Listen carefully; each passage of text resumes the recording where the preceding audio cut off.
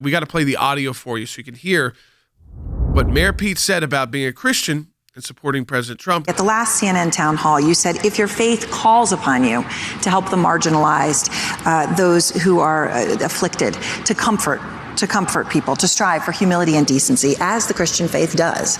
And then I quote you, then I just can't imagine that requires of you that you be anywhere near this president. Do you think it is impossible to be a Christian and support President Trump?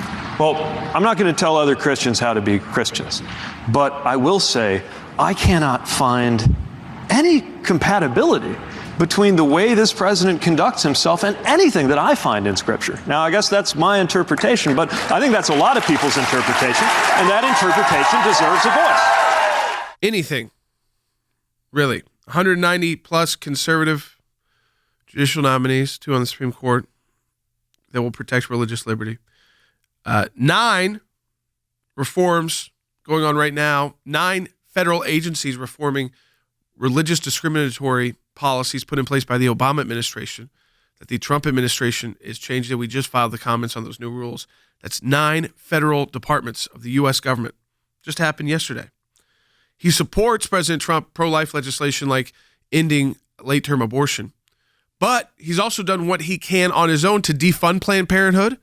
By the way, through Title X, he defunded Planned Parenthood.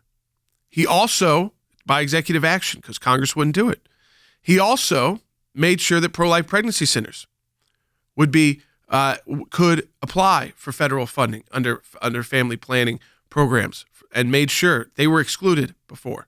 Now pro-life pregnancy centers are not. He put back in place the Mexico City policy, which prohibits taxpayer funding for paying for overseas abortions. Put that back in place and expanded on it. And said, you're not even going to fund organizations that support abortions internationally. This is a president who's put in place, again, the policies. Judge him by his policies. Because if you want to judge about a lot of human beings when they're all under the spotlight, very dangerous.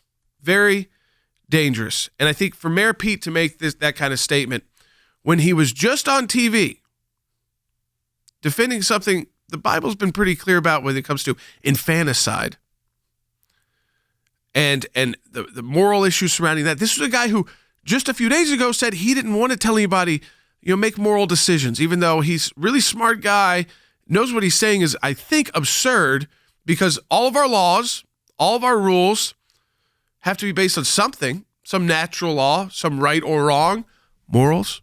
So one of the great things about people like Mayor Pete is that they are elitists who are often massively incoherent.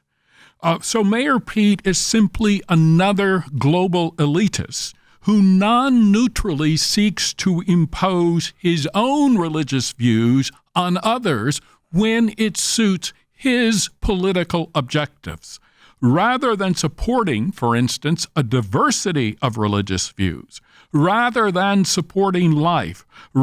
He apparently comes very close to supporting infanticide. Government has to play a role in protecting that life under the law. Jordan, I will always want my faith to inform my politics, not the other way around. Most of these things are our job, not the government's, but government policies, Jordan, unleash us to work in this space. I think that's a concept that Mayor Pete needs to understand a little bit better.